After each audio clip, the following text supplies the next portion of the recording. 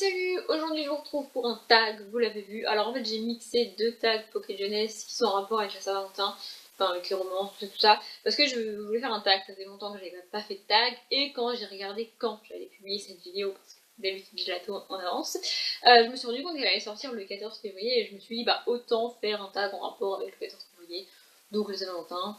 Tout le monde va le faire, mais c'est pas grave, je fais ce que je veux. Voilà, donc j'ai rassemblé les deux, je vais pas prendre toutes les questions des deux tags parce qu'il y en avait qui m'intéressaient pas, il y en avait auxquelles j'avais pas envie de répondre et il y en avait auxquelles j'avais pas de réponse. Donc j'ai mixé les deux et ça donne 8 questions auxquelles je vais répondre. La première question c'est votre romance préférée. Alors là j'ai cru que ça allait être galère et puis en fait non, enfin je suis vraiment certaine que ce soit ma romance préférée, mais c'est la romance qui m'a le plus touchée et que je garde le plus en mémoire, on va dire ça comme ça. Donc c'est Un jour de David Nichols. Ça me fait bizarre en fait parce que c'est un livre qui m'a énormément touchée, qui m'a énormément aidée et dans lequel je me suis énormément retrouvée quand je l'ai lu. Et je pense que je suis pas capable de relire ce livre parce que ça m'obligerait à me replonger dans des souvenirs et à me rappeler de choses auxquelles j'ai pas forcément envie de repenser. Donc voilà, je pense que c'est l'un des rares livres que j'aime énormément et que je suis pas capable de relire et que je ne relirai probablement jamais. Pour l'histoire, on va suivre Emma et Dexter. Ça me fait bizarre de dire Dexter, mais bref. Donc Emma et Dexter en fait, on va les suivre pendant des années sur un jour, sur le même jour chaque année. Donc sur le 15 juillet, c'est ça. Ça démarre en 1988, c'est écrit derrière. Et donc voilà, ils vont se retrouver chaque année ce 15 juillet-là, et ils vont se retrouver. Pendant des années, ils sont amis et seulement amis, et au bout d'un moment, ça va basculer en romance, parce que c'est ma romance préférée. Voilà, c'est un livre que j'ai vraiment beaucoup aimé. J'avais vu le film avant de le lire, et du coup, j'ai eu énormément de mal à lire la fin, parce que je connaissais la fin vu que j'avais vu le film.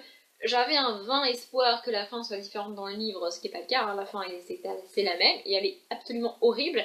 Alors oui, j'aime les fins tristes, oui, j'aime quand ça finit mal, et quand tu pleures à la fin, et quand c'est vraiment pas cool. Sauf que connaître la fin avant de la lire, ça a rendu la chose difficile en fait. Mais ça reste un livre que j'ai vraiment adoré. Si vous voulez pas vous lancer dans la lecture parce que c'est quand même plus de 600 pages, hein, c'est quand même un beau petit pavé, il y a le film, vous pouvez regarder le film, c'est la même histoire. J'ai regardé le film du coup je crois qu'une seule fois et je crois que pareil je suis pas capable de revoir le film, mais après voilà, là c'est la fiche du film, les deux acteurs qui jouent sont assez connus, j'ai pas leur nom là maintenant, peut-être que je les afficherai sur l'écran, mais voilà, c'est une histoire que j'ai vraiment adorée et qui m'a aidée en fait dans ma vie personnelle et du coup voilà. La deuxième question, c'est ma dernière romance lue. Alors en fait, je me suis rendu compte que ma dernière vraie romance lue, c'est Wild Season, donc le tome 4 de Christina Loren. Donc oui, c'est le premier livre que j'ai terminé en 2017. On est début février et j'ai pas lu d'autres romances alors que j'aime les romances. Mais le problème, c'est que donc depuis, j'ai lu Calendar Girl, mais enfin, c'est peut-être considéré comme une romance, mais moi je considère pas du tout comme une romance. En tout cas, le tome particulièrement de septembre, pour moi, c'est pas du tout le cas. Et j'ai aussi essayé de lire La dernière lettre de son amant, sauf que je l'ai pas terminé. Donc, du coup la dernière vraie romance que j'ai lue, c'est celle-ci et j'ai adoré. Voilà. Je vous remets mon point lecture en barre d'informations dans lequel j'en ai parlé parce que je pense que j'ai assez expliqué dans ce point lecture-là pourquoi j'aime ce livre et pourquoi j'adore Christina Loren et pourquoi je bouffe leur livre. Enfin non, j'ai pas pu expliquer pourquoi je bouffe leur livre, mais je bouffe leur livre. Voilà. La troisième question, c'est un livre sans histoire d'amour, du coup. Alors là, j'ai direct pensé à Maxime Chatham parce que je me suis dit dans un trailer, il n'y a pas d'histoire d'amour, et c'est le cas, c'est vrai.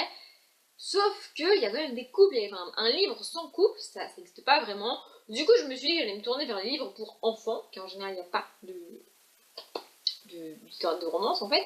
Et du coup, je me suis dit que j'allais sortir celui-là. Je crois que je l'ai jamais montré sur la chaîne, donc c'est Les Contes du Bidon le Barbe. Donc c'est un coffret comme ça dans lequel on a le livre comme ça. Je l'ai aussi en version Folio Junior, je crois, mais je l'avais trouvé deux cases dans cette version-là. J'arrive pas à déterminer si le livre est abîmé, usé et taché parce que c'est fait exprès de par l'édition ou parce que la personne d'avant l'a abîmé. Mais en tout cas, je l'aime beaucoup. Voilà. Je suis pas du genre à acheter toutes les éditions d'Harry Potter. J'ai pas les éditions illustrées, j'ai pas les versions de luxe, je sais pas quoi, moi ça m'intéresse pas tout ça. Ou même tout ce qui est autour des animaux fantastiques et tout, j'ai pas tous ces livres-là parce que ça ne m'intéresse pas. Mais quand je suis tombée là-dessus de case, j'ai dû payer quoi 2 ou 3 euros. Ce n'est plus écrit, j'ai effacé, mais ouais, j'ai dû payer 2 ou 3 euros. Du coup, je me suis dit pourquoi pas. Et comme c'est un recueil de contes pour enfants sorciers, je l'ai pas relu depuis longtemps, mais je pense pas qu'il y ait de romance là-dedans. Voilà, faudrait que je le relise d'ailleurs, ça fait très longtemps que je l'ai pas lu, et à défaut de relire les Harry Potter, parce que clairement j'ai pas le temps et j'ai pas envie, mais je me suis dit je pourrais le relire. Question 4, je vais tricher. Un couple livresque qui vous fait rêver. Alors là, j'ai pas réussi à choisir. Il y en a deux, je n'arrive pas à me décider. Le premier, c'est America et Maxon, le couple de la sélection de Caracas. Donc là, c'est le tome 1. Voilà, j'ai adoré ce couple. En fait, j'ai adoré ce couple parce que j'adore Maxon. Donc l'histoire de la sélection, pour ceux qui ne connaissent pas, c'est... on a, je sais plus combien ils sont sélectionnés. 35 candidats, c'est écrit. Voilà. Donc Maxon est le prince, on est dans une dystopie romance. En fait, Maxon est le prince du royaume dans lequel on est. Et il doit choisir sa femme. Et donc ils vont choisir 35 jeunes filles parmi les gens de la société, en fait, la population, voilà, c'était le mot. Et donc les 35 vont venir habiter au château avec lui. C'est un genre une espèce de speed dating en version accélérée, quoi. Et donc lui, il va faire connaissance avec les 35, et au fur et à mesure, il va en éliminer. C'est un peu, c'est un jeu télé, quoi, en fait. Il va en éliminer jusqu'à ce qu'il en reste qu'une, et qu'il reste sa femme, qu'il va épouser, et ensuite, quand ils auront des enfants, ça fera pareil, et tout.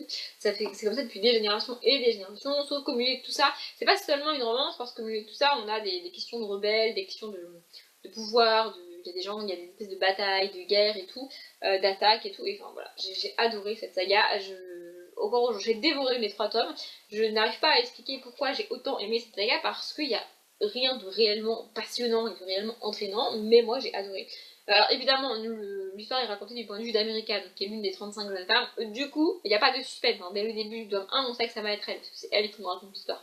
Vous voyez. Mais j'ai adoré la manière dont c'est fait et j'adore le couple qu'ils forment. J'ai adoré comment leur relation évolue en fait, parce qu'au début ils sont amis, parce qu'au début on nous dit bien qu'elle a aucune chance d'être choisie parce qu'elle vient de l'une des plus basses castes de la société. Du coup elle a aucune chance de devenir reine, enfin de devenir princesse en fait, parce qu'elle est pas assez bien en fait. Du coup il devient ami avec elle enfin ils font une espèce de pacte et enfin, j'ai adoré. J'adore leur couple et j'adore Max. Et le deuxième, c'est le couple formé par Cress et son prince. Je dis pas son nom au prince parce que je préfère ne pas le dire. Je préfère que les gens qui lisent la saga ou qui n'ont pas encore lu découvrent qui est le prince de Cress. Donc je l'ai dit quand j'ai parlé de Winter, je crois. Cress n'est pas mon personnage préféré de la saga, son prince non plus. Mon personnage préféré de la saga, ça reste le prince de Cinder, j'adore ce personnage-là. Mais le couple de Cress et son prince, ils sont tellement mignons, ils sont tellement choux. Et en fait, c'est un peu le genre de couple où, comment dire, chacun veut être avec l'autre, mais chacun a peur que l'autre ne veuille pas de lui, et a peur de pas être assez bien pour l'autre, et du coup, ils veulent pas le dire, et t'as envie de leur coller des baffes, de leur dire, bon c'est bon, hein, vous vous décidez là, ça suffit maintenant, s'il vous plaît, hein. Tu l'aimes et elle t'aime, tu lui dis, et tu peux pas chier. Mais voilà, j'ai adoré leur couple. Dans Winter, il y a une scène avec tous les deux elle est juste géniale. Voilà, j'adore ce couple. Voilà, c'est l'un de mes couples préférés de tous les temps. Voilà. En vrai, c'était déjà une belle brique de presque 700 pages. Mais si vous avez toujours pas lu les chroniques lunaires, je le répète à chaque fois, lisez les chroniques lunaires, s'il vous plaît. Je prépare tellement bien mes vidéos que je viens de lire la prochaine question et j'avais pas pris le livre qui répond à la question. Je vais le chercher. Donc, question 5. D'après vous, quel couple livresque a eu le plus de mal à se trouver? Alors là, j'ai même pas réfléchi 2 secondes, j'ai même pas. C'est Tessa et Ardine de After. J'ai bouffé cette saga en un été, je crois. En 2-3 mois, j'ai lu les 5 tomes, sachant qu'ils font entre 500 et 700 pages chacun, voilà.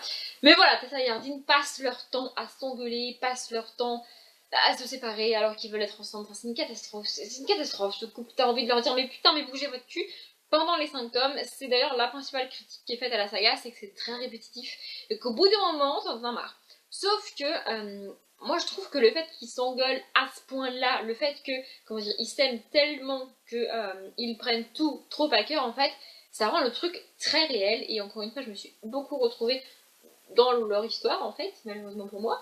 Mais voilà, et je pense que on aime, enfin, plus on lit rapidement les tomes, plus on apprécie la saga. Alors je dis pas qu'il faut lire les tomes les uns à la suite des autres, parce que si c'est pas ce que vous avez envie de faire et si c'est pas ce que vous voulez faire, ça sert à rien de vous gaver de ça.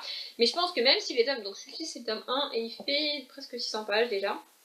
Le tome 2, je crois que c'est le plus gros, il fait plus de 700 pages.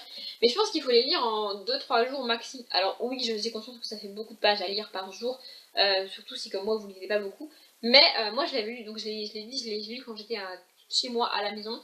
Et j'ai bouffé les livres, je faisais quasiment que ça de mes journées. Pendant 2-3 jours je lisais que ça, je faisais que ça. Et du coup ça faisait que j'étais vraiment à fond dans l'histoire.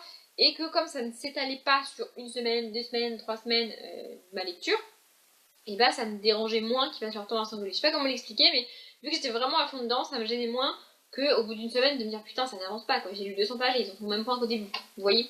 Donc voilà, mon conseil ce serait de les lire le plus rapidement possible, chacun des tomes séparément. Question 6, une histoire d'amour portée à l'écran. Alors là, il y a un jour que j'ai cité en tournée qui a été adapté en film comme je l'ai dit, mais du coup je me suis dit que je pouvais en mettre un autre. Et donc j'ai choisi Si je reste, évidemment, de Gaël Forman.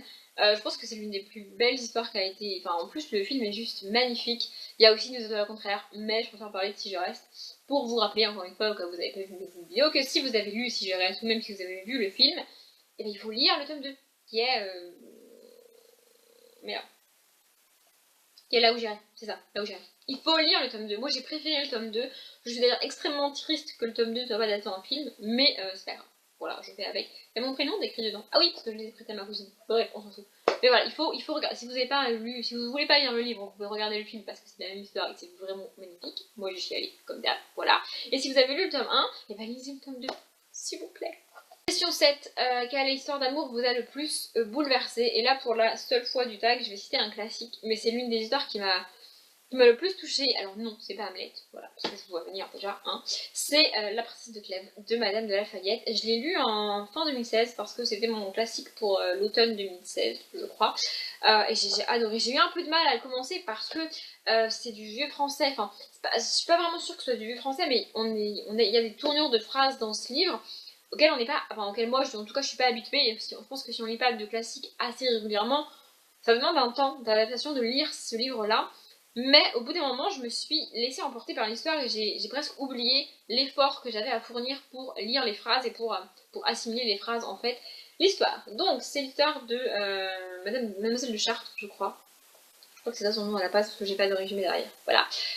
Qui doit se marier. Voilà, elle est en âge de se marier et on lui explique qu'elle doit se marier. En plus, elle a aucune, entre guillemets, raison de ne pas le faire parce qu'elle est physiquement attirante, elle est aimable, elle est belle, elle est gentille, elle est douce, enfin bref, elle a toutes les qualités pour trouver un mari. Donc on lui dit, tu trouves un mari, fais pas chier. Voilà, en gros. Et du coup, elle va accepter d'épouser le prince de Clèves. Donc, elle ne l'aime pas du tout. C'est pas une personne qui l'attire.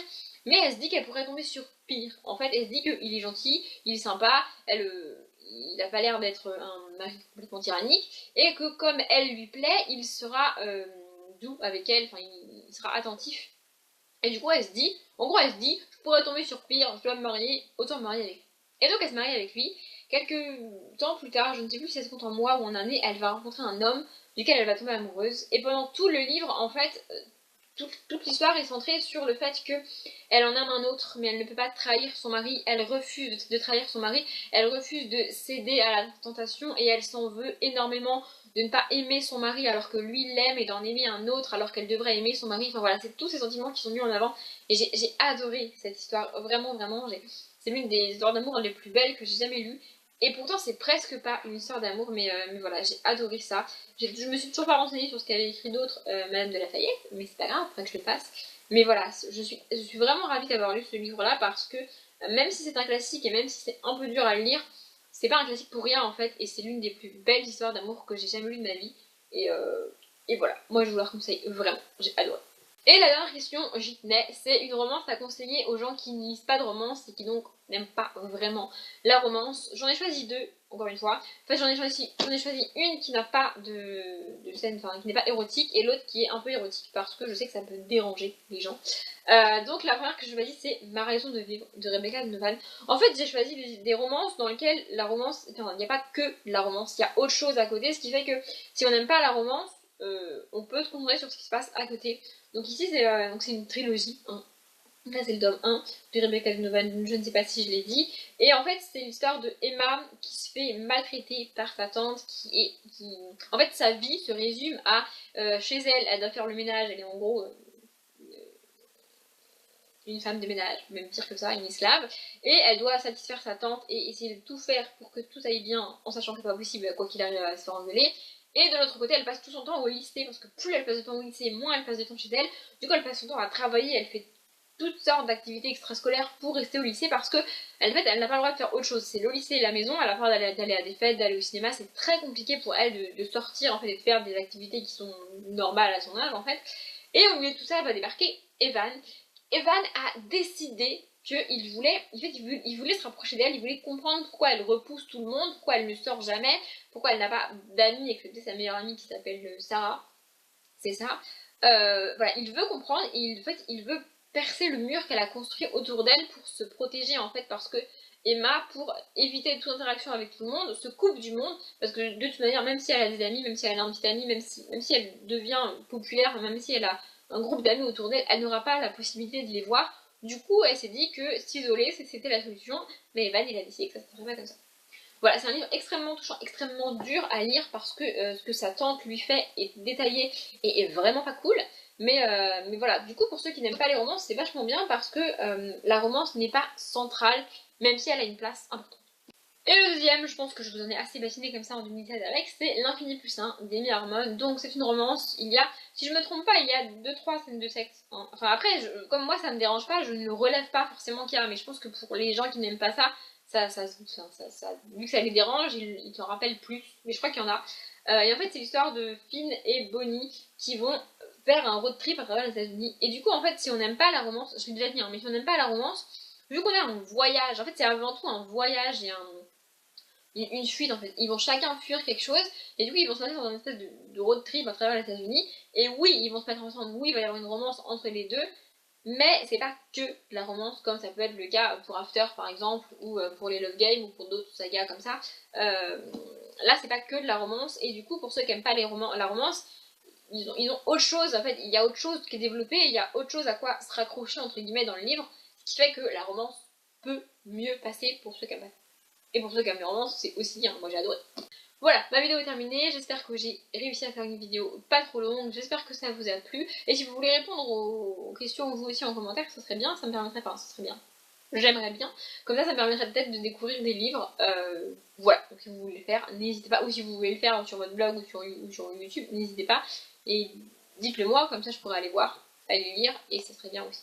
Bref, je m'arrête là. Comme d'habitude, je vous souhaite une bonne journée, un bon après-midi, un bon appétit ou une bonne nuit. Et je vous dis à bientôt.